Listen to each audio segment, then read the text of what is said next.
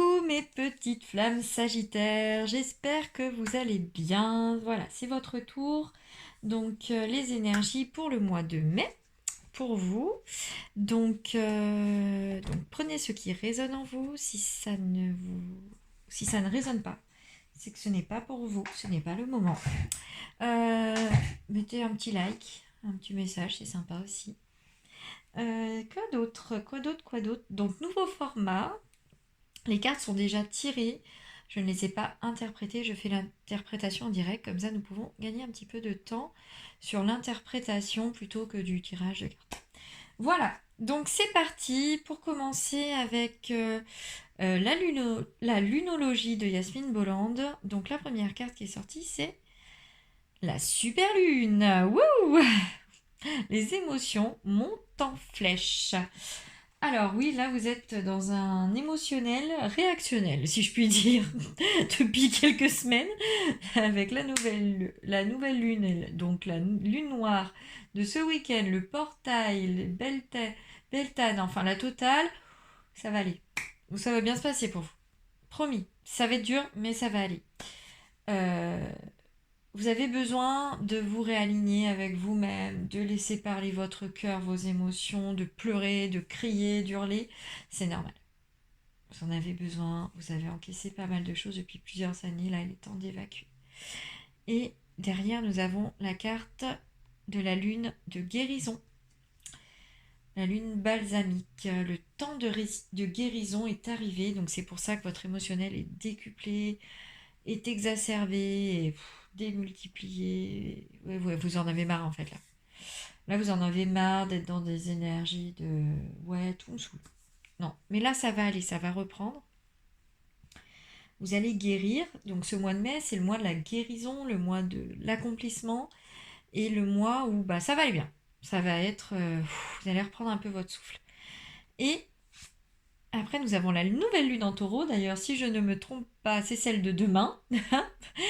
Et la prospérité vous attend. Donc voilà, donc sur ce mois de mai, les petites graines que vous avez semées en fin d'année lors de votre lune, de votre signe que votre signe était aligné avec le soleil, donc je vais y arriver, je ne trouve plus mes mots.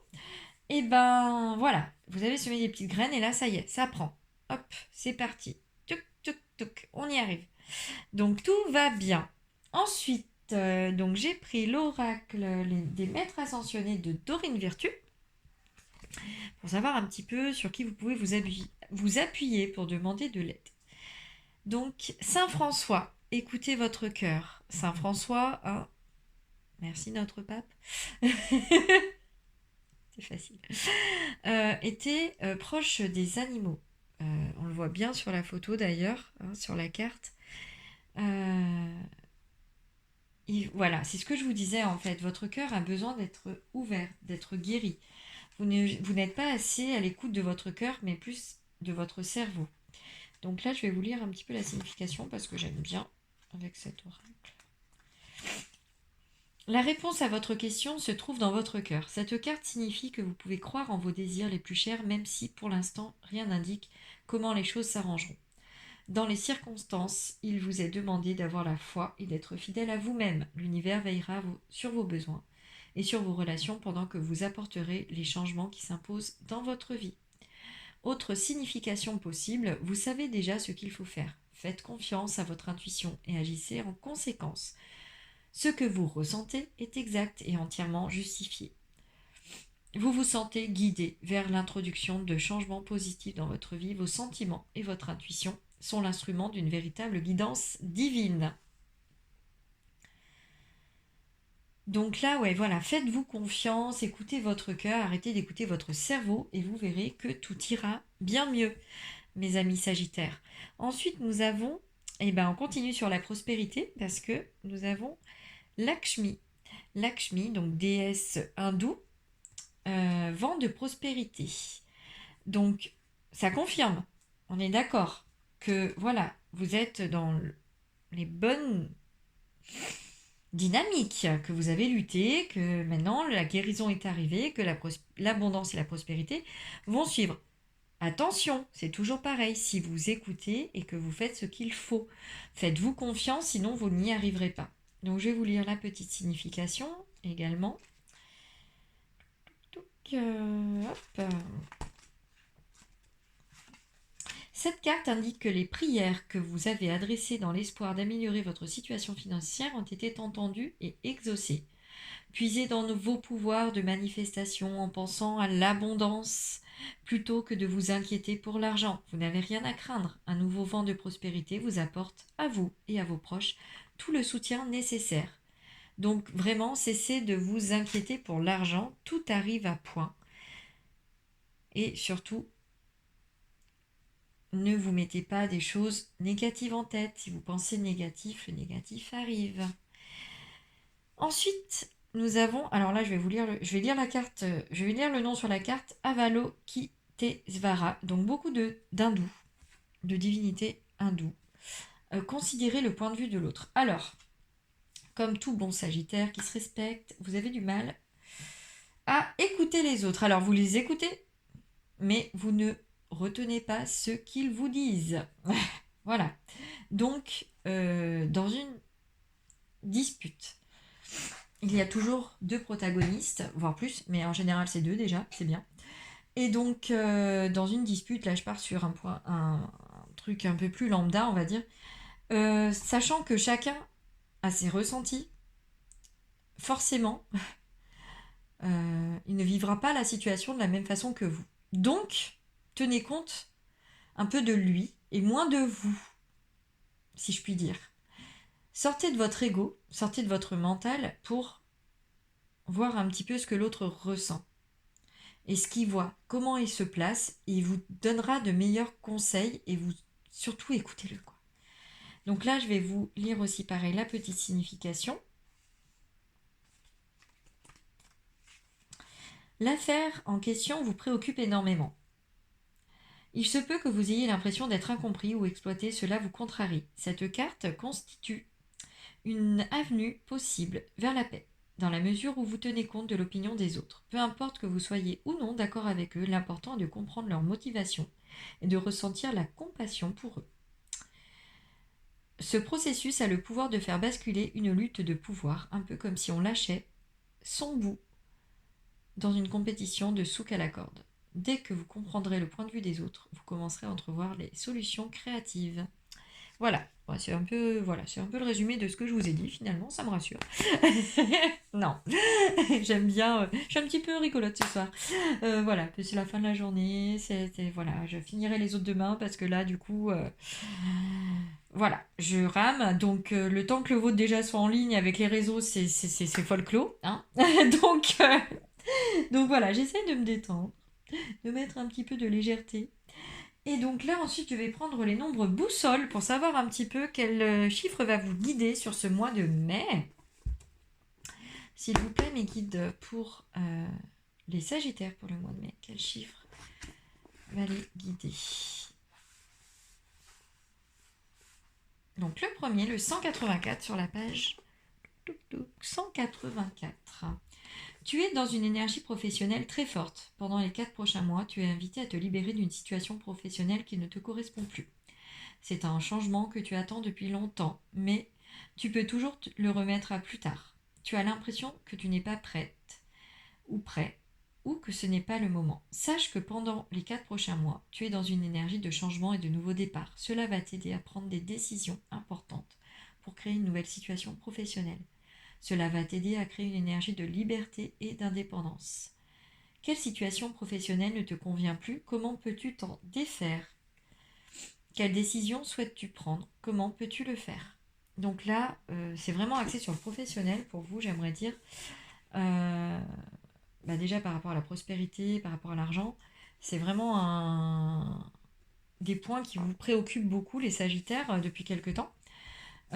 Après, ça peut être au niveau familial aussi, vous avez toujours cette peur de manquer, quitte à faire des petits boulots, même si vous êtes retraité. Voilà,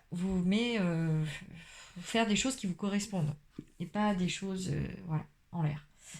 Ensuite, je vous avais tiré deux runes pour être exact. Hop, la première, hop là, et la deuxième. Donc la première rune, nous allons voir ce qu'elle dit. Alors,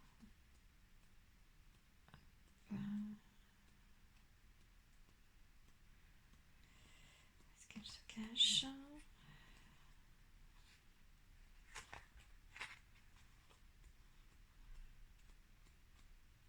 Voilà, Burke. À l'endroit. Dans un tirage, Burke tiré à l'endroit est signe d'un bon présage. Donc c'est un boulot, la croissance, la nature. Ah bah là oui, vous êtes vraiment sur le pro. Hein. Vous êtes vraiment sur l'abondance. Ancrage, la nature. Hein, indique la naissance ou la conception d'un enfant, d'une idée, d'un projet. Dans le cas d'un enfant, si rien n'est en cours, Burke annonce que la période est propice à la procréation. Ah, un petit peu de gaieté là. Ça un peu prospérité familiale en fait. Hein, le ventre qui s'arrondit. Hein annonce que la période est propice donc à la procréation. Quoi qu'il en soit, que ce soit d'une naissance physique ou mentale, il faut prendre soin de sa croissance. Si jamais les runes associées se trouvaient être négatives, cela signifierait l'apparition de problèmes de plus ou moins grande importance à court terme. Alors, nous allons voir donc la rune qui lui est associée, du coup. Voilà, mais elle est de mémoire, elle est décidément, oui, c'est encore voilà. C'est Odel. Possession, bien matériel. À l'endroit. Dans un tirage, Odel annonce au consultant qu'il va bénéficier d'une forme de crédit ou de prêt pour acquérir un bien. Cela peut être également l'annonce d'un héritage, d'un don ou d'un legs. Si la question posée par le consultant est liée à son travail, Odel signifie que celui-ci aime son métier, ou bien qu'il va devoir faire de gros efforts pour arriver à exercer dans la profession de son choix. Si les runes associées sont Odel, à Odel sont Féou, Win, Burke, Ounid, donc là nous avons Burke, cela indique que le consultant est un personnage avare ou matérialiste. Odel peut enfin signifier une aide par des personnes plus âgées ou une offre faite par une institution administrative ou gouvernementale. Alors, moi clairement, je pense que vous avez un très très très gros problème au niveau de la prospérité. Vous vous bloquez tout seul, chers amis. Donc il faut vous débloquer et être dans des vibrations beaucoup plus légères, beaucoup plus hautes, parce que sinon vous allez vous bloquer encore une fois et vous n'aurez pas ce que vous voulez financièrement. Donc, il ne faut pas hésiter à pousser la porte. Et j'aimerais dire que pour moi aussi, c'est aussi la concrétisation de l'enfant que vous voulez. Donc, votre enfant intérieur qui doit renaître aussi. Ensuite, j'ai pris l'oracle, le petit oracle de l'âme sœur de Tony Carmine Salerno pour un petit peu plus de sentimental. L'amour est expression du dieu ou de la déesse qui coule en toi. L'amour est une union sacrée, immense puissance créatrice qui, grâce à la fusion de deux âmes, se transforme en exploration du divin. L'amour qui émane du cœur. Ah, le fameux chakra cœur. L'amour qui émane du cœur de l'être que je chéris est une lumière puisant sa lumière dans l'esprit du Dieu ou de la déesse. Miroir l'un de l'autre, nous ne faisons qu'un. Je rends grâce pour la bénédiction infinie que tu incarnes. Donc ça, c'est le message de, de l'être aimé, d'une personne qui vous aime.